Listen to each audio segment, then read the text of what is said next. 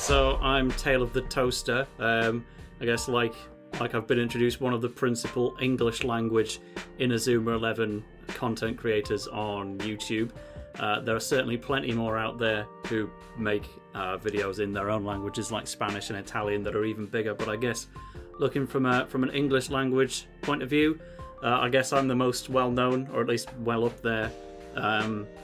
And then anyone else who's trying to get into it usually ends up involved with me somehow, so it's all a nice little tight-knit crew. And that of course involves the Go Galaxy patch. Take me behind the development process a bit. You did localization, right? Yeah, so nothing to do with programming the game is my forte at all, or even putting the stuff into the game. I think I eventually learned how to do that. And I certainly don't speak any Japanese, so that definitely, when we say localization, that's different from translation. We had translators on the team who turned the game from Japanese into English, but obviously, if they were kind of natively Japanese or from somewhere else and just happened to understand a bit of both Japanese and English, what they really needed on the team was someone who's kind of familiar with the official English dubs for the video games, because they're very, very British.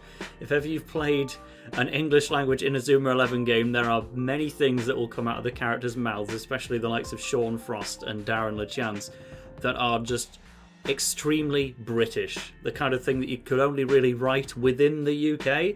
So they basically needed my help in touching up any of the grammar errors, the spelling mistakes, and helping it feel a bit more British in dressing it up. So I took the lines that had already been translated into English for this story and then just kind of improved them a bit to make it feel a bit more real. Because we did the story files first, and that was the essentials to get the game quote-unquote finished for version 1.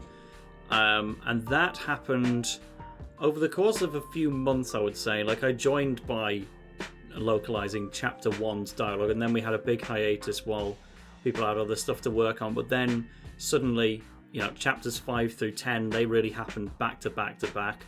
And I tried to keep up with that pace, so those all happened over the course of a couple weeks. But then localizing all of those was only really bringing us to the end of version 1. The job wasn't necessarily done there, so kind of a few months have passed. But then we basically spent nearly another year of just improvements beyond that with the localization.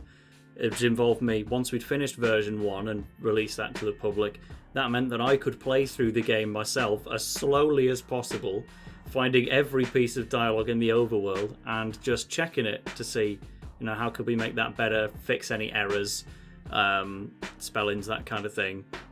That I'd just take a picture of it and then send it to Sync or Yellow Wool, or especially towards the end, Sejo was doing a lot. I'd take a picture and then the rest of the team would actually make the fix within the game itself. But that, especially once we learned about the official English names for the moves during this 1 year period, that kind of, version 1 to version 2 was basically a full-on localization process, and that itself was nearly a year. So kind of the refining took a lot longer than the actual original process took, you could say.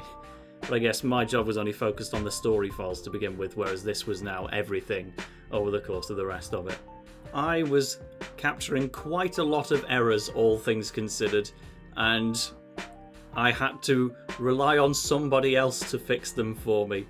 So you kind of had to know that you feel a little bit guilty if you've taken too many error fixes in one day, because you know that one guy's got to go through all that himself and fix it on my behalf. I was the playtester, and then Sync would do the actual bug fixing, and sometimes it would amount to a lot, and you almost feel like, should I take a couple less photos just to make sure that this actually goes ahead?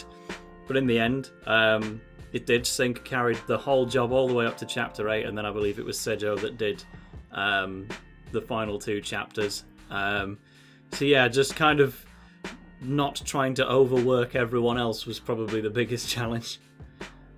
I think I did miss quite a lot of fixes that I would have made as well in the first couple of chapters when I wasn't quite sure, is this worth fixing, you know, whereas towards the end, anything that I thought was fixing I was taking photos of, but I maybe missed a few in the start to try and not burden the other people.